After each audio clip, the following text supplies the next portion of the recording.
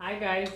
Hey everyone, it is Saturday again, It and is we've been to Saturday. markets and now we're home. Yeah. It's a bit cold here today. Grey skies. Sunny and then it's raining and then It it's feels sunny. like Summer's coming but not yet. yeah. I mean it's just around the corner. Can't wait for summer. Now, what are we going to talk about today? Well, we've been talking about a few things a couple of weeks about carbohydrates, and today we thought we would talk about pH. pH. We're talking about Yeah, acids and bases. acidity and Alkalinity, your favourite word. I hate that word. Let's go on, Toad. No, I'm not gonna say it. I'll That's say it fine. for you. Alkalinity. Okay. So alkaline and basic. It's a different word. It has the same meaning. So if someone's talking about something being basic, they mean it's being alkaline. It's the same concept. So we had a few questions about this, and people often ask about this, and I spend a lot of time in the clinic explaining what this actually means. Yeah. I hear a lot of people as well, like in my ladies group, and people talk about having issues with sugars, thrush, candida. Do you think it's partly to Yeah, do with that? it's a big factor, and so there's a couple of reasons. But here's my 10 cents worth on this, and I'm trying to make it simple because it is quite complex. Yeah. But let's talk about this for a minute. So the first thing you need to understand is that pH has a scale. pH means the potential of hydrogen, and that's not very important to understand. If you don't get that, it doesn't really matter. But know that there is a scale, okay? And the scale goes from 0 to number 14. So 7 is right in the middle of those two, and 7 is very, very neutral. So if you have completely pure water, for example, that pH is 7, and that means it's not acid and it's not alkaline. So below 7 means acidic. So number 1 is very, very, very acidic. And above 7 means alkaline. So 14 is very, very, very alkaline.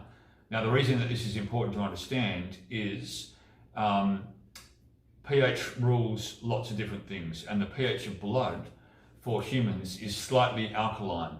So blood pH is between about 7.35 to 7.45, and what that really means is the body, when it's in harmony, likes to be slightly alkaline, and if you make it overly acidic and you drop that pH down, you end up with lots of different health problems. Yeah, so nutrition really helps in regards to that. Nutrition rules it, yep. Yeah, to be able to control the environment. Yeah, very much so. So what we've got here is a display of, this side, these are acid forming foods, and this side, this is alkalinity, alkaline foods. So on this side, we've got basically all animal products are acid forming. So this. No, we have bread here. Well, bread as well. So all grains and this animal nut products. milk. This is Nut milk, yogurts. We've got Dairy chicken milk. breast. You've got bacon. There's cheese. There's eggs. There's cream. Eggs. But there's also some vegetables which are going to be acid forming. So one of my favourites is tomatoes. Oats. Here I've got oats, which is a grain, and that's acid forming. So is rice, even if it's brown rice, and legumes. So these are chickpeas that haven't been prepared, but these are all acid forming foods. So all protein foods really are acid forming to different degrees. So you have to balance it out. You gotta balance it, exactly. They're good foods. Yeah, I'm not saying don't eat them. I'm saying be aware that this makes you more acidic, Yeah. and therefore you need the other side, which is the green leafy stuff. So celery, kale, broccoli. Most plant foods are going to be more alkaline. There is some discrepancies there, but on the whole, green leafy stuff is very, very alkalizing for the body. Yeah. So this is the balance to the acidity, and you've got to get that balance right. Yeah. Otherwise, you get into trouble. So you mentioned that before in terms of candida or thrush or these things. The reason why is because acidity promotes bacterial growth and viral growth and fungal growth. Yeah. So these things love an acidic environment because they thrive in that. Say that again. Can you repeat that?